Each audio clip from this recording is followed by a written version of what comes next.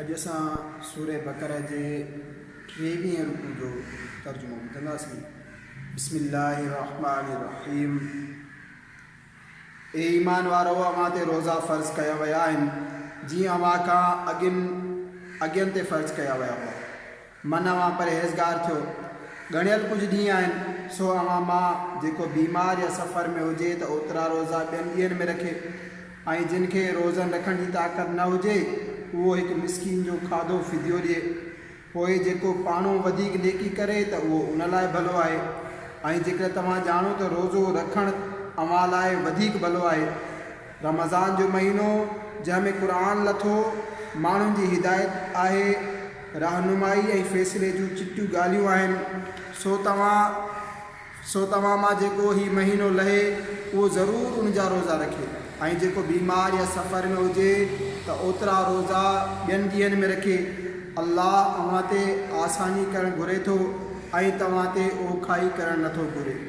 ऐं जीअं तव्हां ॻण पूरी करियो ऐं अल्लाह जी वॾाई बयानु करियो, उन करे त उन अव्हां खे हिदायत कई ऐं मन तव्हां हक़ गुज़ार थियो। ऐं हे महबूब, जॾहिं तव्हां खां मुंहिंजा बाना मुंहिंजो पुछनि त आउं निहायत वेझो आहियां, बाॾाईंदड़ जी दुआ क़बूल कंदो आहियां। जॾहिं मूंखे बाॾाए थो, पोइ उन्हनि खे मुंहिंजो हुकुम मञणु घुरिजे ऐं मूं ते ईमान आणणु जुगाए मन उहे सिधो रस्तो लहनि। रोज़नि जे रातिनि में पंहिंजनि ज़ालनि ॾे वञणु अव्हां लाइ हलाल थियो। उहे अव्हां जो ढक ऐं अव्हां उन्हनि जो ढक आहियो।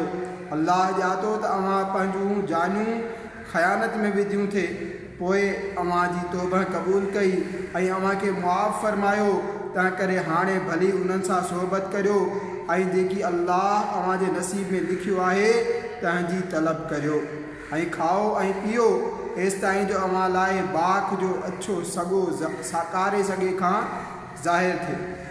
पोइ राति जे अचण ताईं रोज़ा पूरा करियो ऐं औरतुनि खे हथु न लाहियो जॾहिं अव्हां मस्जिदुनि में एतिकाफ़ सां हुजो।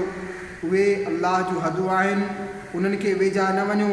अहिड़ीअ तरह अल्लाह पंहिंजूं आयतूं माण्हुनि सां बयानु करे थो त मन उहे परहेज़गार थियनि ऐं पाण में हिक ॿिए जो माल नाहक न खाओ ऐं न हाकिमनि वटि उन्हनि जो केस इन लाइ पहुचायो त जीअं माण्हुनि जो कुझु माल नाजाइज़ तौरु ॼाणे वाणे खाई सघो।